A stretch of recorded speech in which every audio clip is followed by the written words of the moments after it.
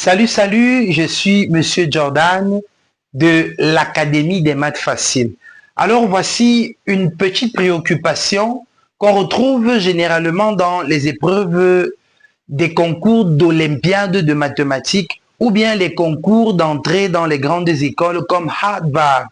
Alors, on nous a demandé de résoudre l'équation racine carrée de x plus 9 plus racine de x moins 3 égale à 9. Quand tu regardes ça et puis tu te poses la question, ben, comment je vais faire pour pouvoir tirer le x et avoir la solution à mon équation? Très facile, suis mon regard. Qu'est-ce que je fais? Premièrement, je vais chercher à isoler une des racines carrées. Donc, ce que je vais faire, c'est que je vais écrire racine carrée de x plus 9 égale à 9 moins racine carrée de x moins 6. Donc, je fais partie cette racine de l'autre côté. Et puis, qu'est-ce que je vais faire dans la suite? Je vais donc très simplement élever au carré. Donc, on va élever des deux côtés au carré comme ceci.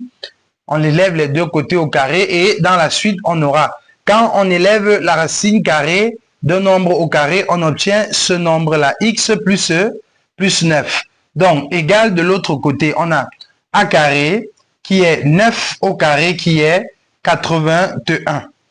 Maintenant, moins 2ab, c'est-à-dire 2 fois 9 fois racine de x moins 6. Ça va faire 18 racine de x moins 6. Et b carré, c'est-à-dire racine de x moins 6 au carré. Ça va faire plus racine carrée de x moins 6 au carré de cette façon. Alors, on va remarquer très simplement que ça nous fait x plus 9 égale à 81 moins 18 racine carrée de x moins 6. Racine au carré, ça va nous donner plus x moins 6. Tu remarques qu'il y a toujours une racine carrée qui isole notre x. Donc, ce qu'on va faire, c'est qu'on va chercher à faire sortir celui-là aussi de la racine carrée.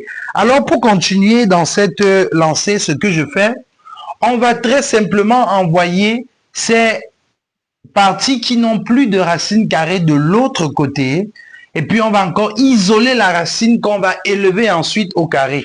Donc, on aura x plus 9, on a moins 81, et puis on a moins x plus 6, en fait c'est moins 6, égale à moins 18, racine carrée de x moins 6.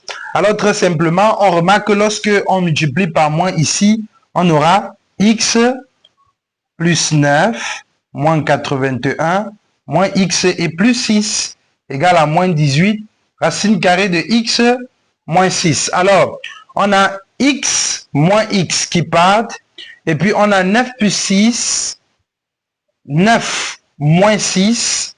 Je remarque 9 moins 6, ça fait 3. Donc, on aura 3 moins 81. 3 moins 81. Alors, 3 moins 81 est égal à moins 18 racine carrée de x moins 6. Alors, 3 moins 81, ça fait très simplement 60 moins 78. Moins 78 égale à moins 18 racine carrée de x. Alors, on peut simplifier le moins. On aura 78 égale à 18 racine carrée de x moins 6. Qu'est-ce qu'on fait ici? On élève encore les deux côtés au carré. Et quand on élève les deux côtés au carré, qu'est-ce qu'on obtient? On aura 78 au carré égale à 18 racine de x moins 6, le tout au carré. Ça va nous donner 78 au carré égale à 18 au carré fois x moins 6 au la racine carrée par, on aura simplement x moins 6. Donc, on obtient à la fin x moins 6 égale à 78 au carré divisé par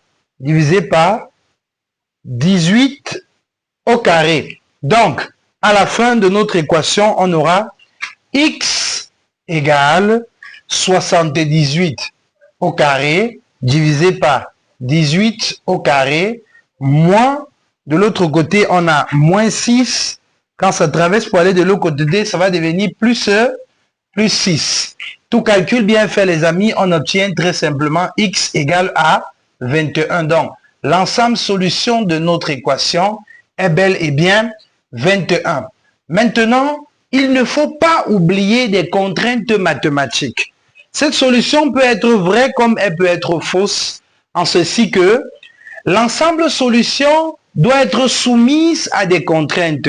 Vous savez que lorsqu'on a des racines carrées comme ceci, il faudrait que ce qui sorte de la racine carrée soit supérieur à 0. Donc, l'équation existe. Si j'appelle l'équation E égale à ça, je vais dire l'équation E existe si et seulement si x plus 9 est supérieur ou égal à 0 et x moins 6 supérieur ou égal à 0.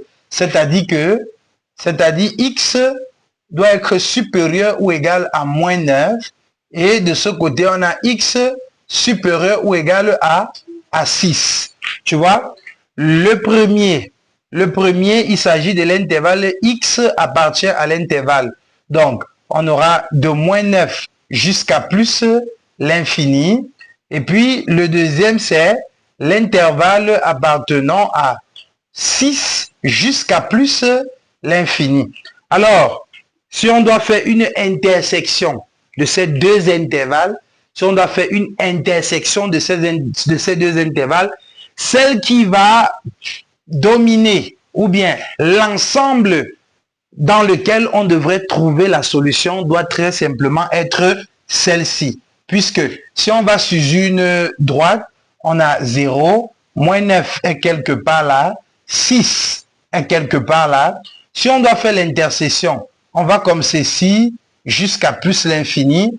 Et puis, si on doit insurer celui-ci jusqu'à plus l'infini, on voit très simplement que l'intervalle qui domine, c'est de 6 à plus l'infini. Maintenant, on se pose la question, est-ce que 21 appartient à l'intervalle de 6 à plus l'infini? Oui, alors 21 est l'ensemble de solutions de notre équation. Merci d'avoir regardé la vidéo. N'oublie pas de t'abonner, de partager et de laisser surtout un commentaire. À la prochaine.